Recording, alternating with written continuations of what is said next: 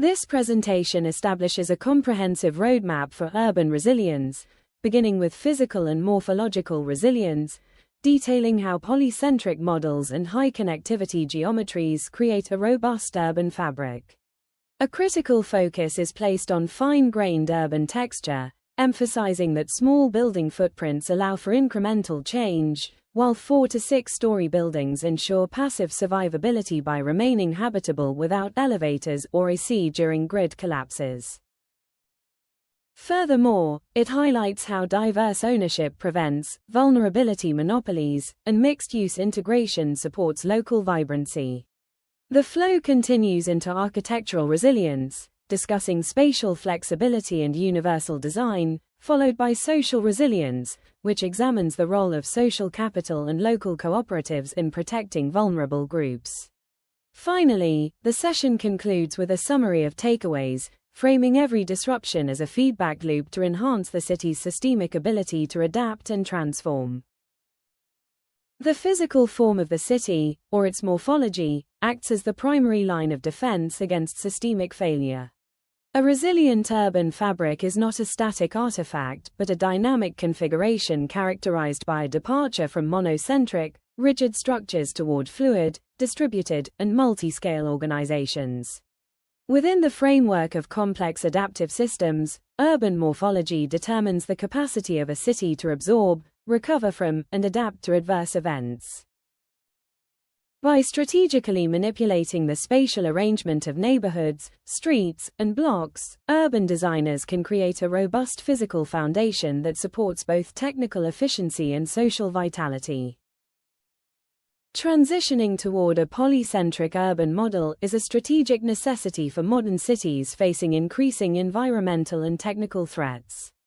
In a centralized, monocentric system, the city's critical functions, economic activity, administrative services, and infrastructure hubs, are concentrated in a single core.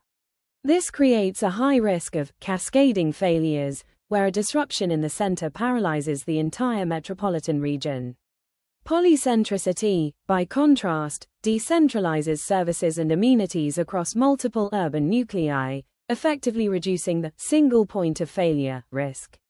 When critical functions are distributed, the city operates through a network of redundant hubs. This ensures that even if one major nucleus is compromised by a localized disaster, such as a flood or a grid failure, auxiliary centers can maintain essential functionality. This distributed logic promotes a local approach. Neighborhoods function as self-sufficient, autonomous units for daily life while remaining connected to a macro-scale network for regional exchange. This duality ensures that local autonomy does not lead to isolation but contributes to a cohesive, resilient urban whole that can reconfigure its connectivity patterns in real time. At the street level, the geometry and topology of the network play a decisive role in determining tensile resilience. Resilient networks are characterized by high betweenness centrality and connectivity, typically achieved through a dense grid of short blocks and a high frequency of intersections.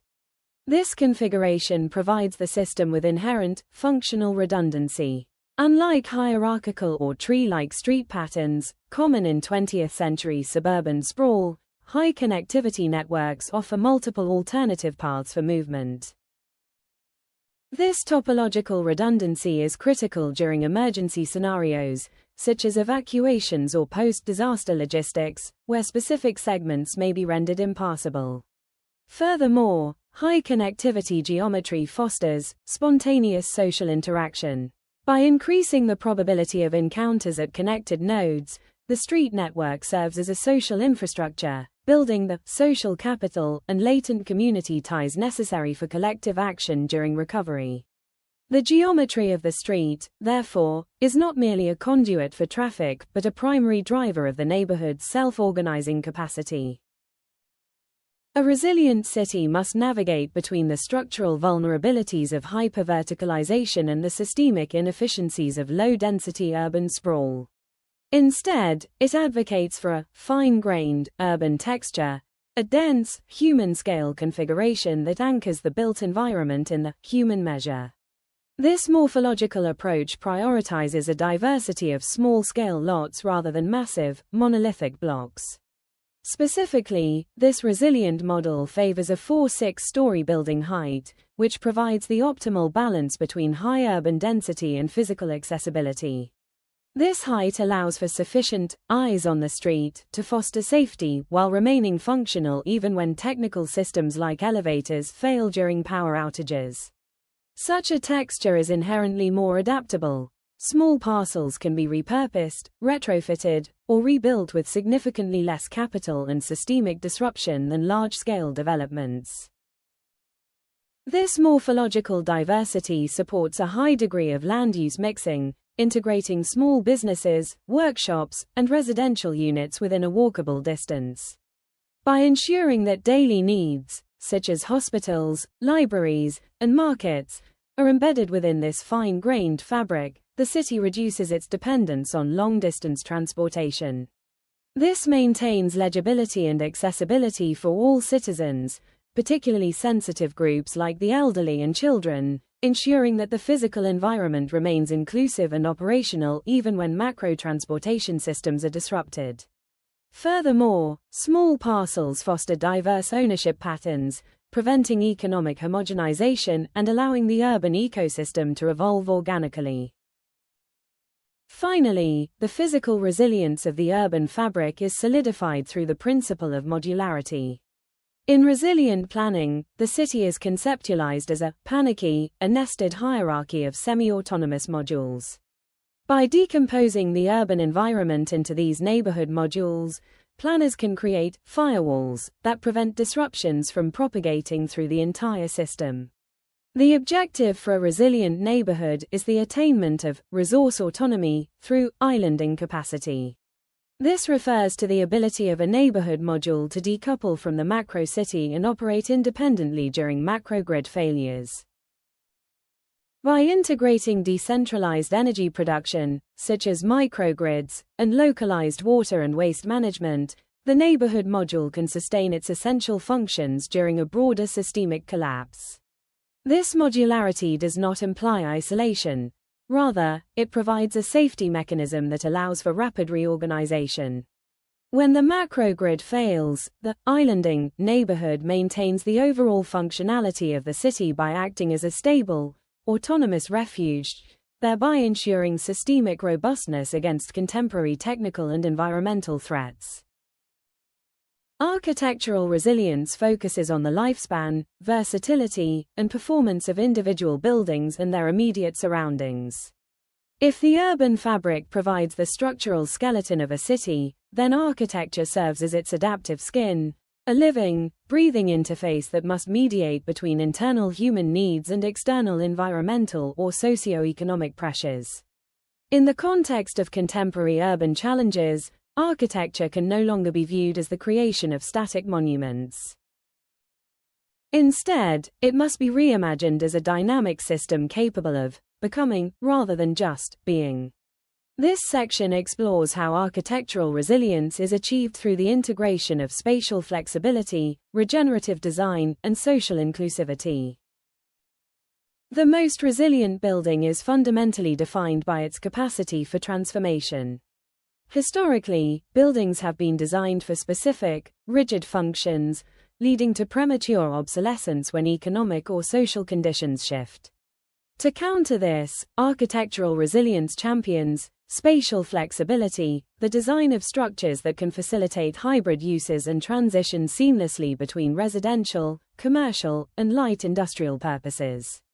This involves using open floor plans, modular internal partitions, and high-capacity service cores that allow a building to accommodate a boutique office today and a medical clinic or social housing tomorrow. Beyond functional versatility, the adaptive reuse of existing buildings is a cornerstone of environmental resilience. The construction industry is a primary contributor to global carbon emissions, much of which is embodied carbon, the energy consumed during the extraction, manufacture, and transport of building materials. By retrofitting and repurposing obsolete structures, such as abandoned warehouses or outdated office blocks, cities can preserve this embodied carbon and prevent the environmental cost of demolition and new construction. This approach aligns with regenerative design principles, where the goal is not merely to minimize damage but to restore the environmental and social vitality of the site. Retrofitting also provides an opportunity to upgrade building performance, integrating energy-efficient envelopes and decentralized renewable energy systems, thereby transforming passive assets into active, net-zero contributors to the urban grid. Resilient architecture actively rejects the isolation inherent in traditional modernist zoning. Where 20th-century planning sought to separate functions into discrete zones, resilient design promotes permeable boundaries, the intentional blurring of the line between private property and the public realm. A resilient building is one that gives back to the street. This is achieved through active, transparent ground floors, semi-public courtyards, and overlapping structural layers that invite interaction.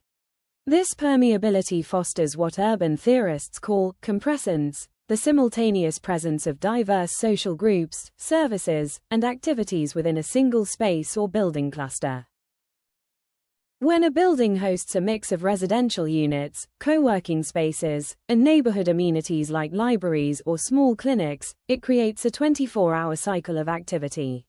This constant usage ensures that the architectural environment is never a dead zone. From a resilience perspective, this vibrancy provides a critical social safety net. It enhances eyes on the street, security, and ensures that, during a crisis, help and resources are physically located where people live and work.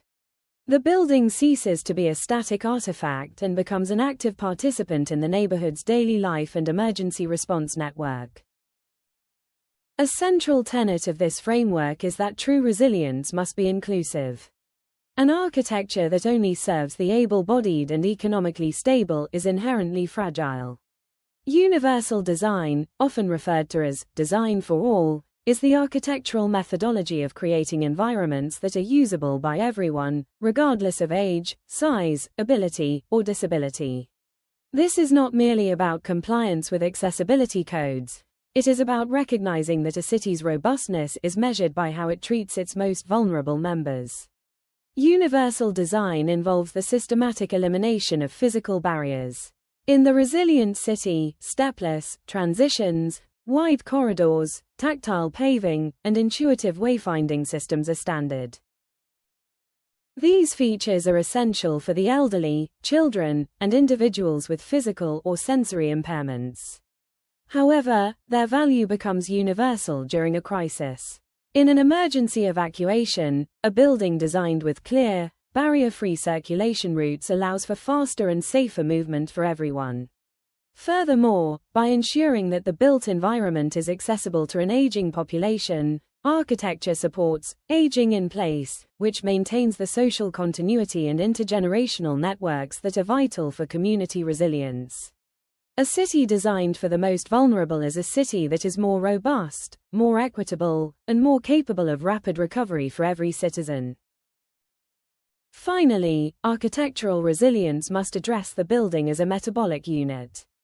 To support the islanding capacity of neighborhood modules, individual buildings must strive for a degree of resource autonomy.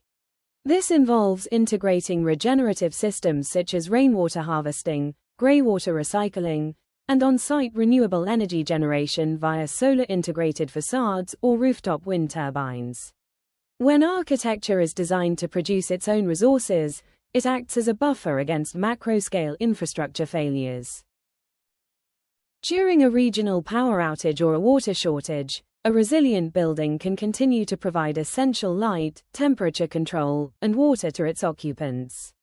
This level of self-sufficiency transforms the building into a safe haven within the urban fabric. By combining high-performance technical systems with the social principles of flexibility and inclusivity, architectural resilience ensures that the built environment can adapt to the pervasive uncertainties of the 21st century, moving beyond mere survival toward a state of continuous, regenerative transformation. Social resilience constitutes the soft, but indispensable infrastructure of the urban environment. While physical and architectural measures provide the hardware, social resilience is the software that dictates how a community mobilizes, coordinates, and survives under pressure. This dimension is deeply rooted in the concept of resourcefulness, a community's collective capacity to identify and deploy its internal assets to solve problems in the absence of external aid. Within the framework of urban planning, social resilience must be understood through the lens of social capital and inclusive design, ensuring that the human scale of the city remains robust against systemic disruptions. The design of the city must specifically address the needs of sensitive groups, including the elderly, children, and people with disabilities, to ensure social robustness. In the literature, these groups are often identified as being at higher risk during climate-related or technical disasters. However, a resilient framework treats their inclusion not just as a matter of social justice but as a systemic strategy. When an environment is designed for the most sensitive, e.g., through low traffic zones for children or accessible healthcare proximity for the elderly, it inherently becomes more safe and legible for the entire population. Designing for these groups requires a move toward a supportive urbanism. For children, this involves the creation of safe, accessible play spaces that are integrated into the daily urban fabric rather than isolated in distant parks. For the elderly, it necessitates the proximity of essential urban nuclei, such as clinics and community centers, within walking distances that accommodate lower mobility. By prioritizing these demographics, urban design reduces the social brittleness of the city.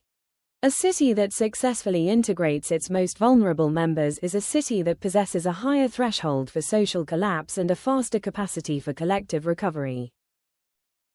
Resilience is inextricably linked to social capital, the networks of trust, reciprocity, and mutual aid that exist within a neighborhood. Scholars distinguish between bonding capital, strong ties within a specific group, and bridging capital, weaker ties that connect different groups. Both are essential for resilience. Bonding capital allows a neighborhood to self-organize in the immediate aftermath of a crisis, neighbors checking on the elderly or sharing food. Bridging capital connects the neighborhood to macro-scale institutions and government resources, ensuring long-term recovery support. Shared public spaces, parks, community gardens, plazas, and even wide sidewalks, serve as the social crucibles where this capital is forged. These are the spaces of spontaneous interaction mentioned in the morphological analysis. When architecture and urban form provide permeable, accessible, and high connectivity spaces, they facilitate the frequent encounters that build community trust. In a crisis, a neighborhood with high social capital does not wait for top-down instructions, it mobilizes its resourcefulness through these pre-existing networks. Therefore, the provision of high-quality public space is not a luxury of urban design, but a critical resilience investment that fosters the community's capacity for self-regulation and mutual defense. A sense of place identity and local belonging is a powerful motivator for resilience. When residents feel a deep emotional and cultural connection to their neighborhood, they are more likely to participate in its maintenance and protect it during disruptions. This sense of ownership is cultivated through an urban form that respects local history, e.g., through the adaptive reuse of heritage buildings, and provides spaces for cultural expression. This localized identity must be balanced with a local perspective, where the community is deeply rooted in its local environment while remaining connected to global technical and ecological knowledge. Local belonging ensures that resilience efforts are not insular but are informed by broader trends such as climate change mitigation and digital upgrading. Cultivating this dual identity increases the community's long-term commitment to sustainability goals. Residents who feel they belong to a resilient place are more likely to adopt green energy practices, participate in local cooperatives, and engage in the iterative learning processes necessary for urban transformation. Finally, social resilience cannot exist without equity in access. Systemic disruptions, such as energy crises or economic downturns, disproportionately affect low-income populations. A resilient neighborhood protects these residents by decentralizing the control of essential resources. The implementation of local energy cooperatives, where energy is produced, shared, and managed at the community level, is a prime example of this.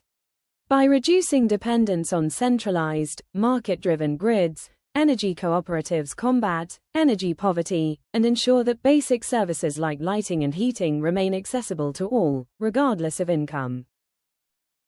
This democratic distribution of resources ensures that resilience is not a premium service for the wealthy, but a fundamental right for all citizens.